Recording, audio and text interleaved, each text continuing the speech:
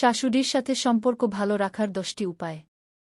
শাশুড়ির সাথে ভালো সম্পর্ক বজায় রাখতে কিছু কৌশল প্রয়োজন। এখানে 10টি উপায় দেওয়া হল। 1. সম্মান প্রদর্শন। সবসময় শাশুড়িকে সম্মানিতভাবে আচরণ করুন। তার মতামত, অভিজ্ঞতা এবং বয়সকে সম্মান দিন।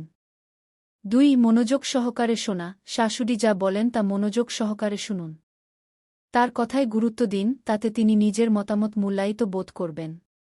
3. সীমা বজায় রাখা। ব্যক্তিগত সীমা বজায় রেখে একে অপরের মতামতকে সম্মান করুন এবং পারিবারিক বিষয় নিয়ে উন্মুক্ত আলোচনা করুন।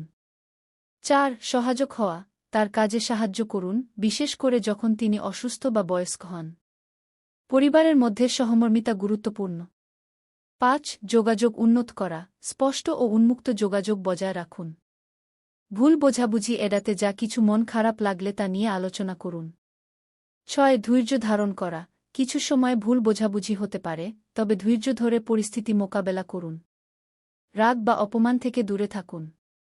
7. সম্প্রসারিত পরিবারের সদস্যদের সাথে সম্পর্ক বজায় রাখা। শাশুড়ির অন্যান্য পরিবারের সদস্যদের সাথে ভালো সম্পর্ক বজায় রাখলে শাশুড়ির সাথেও সম্পর্ক ভালো থাকবে।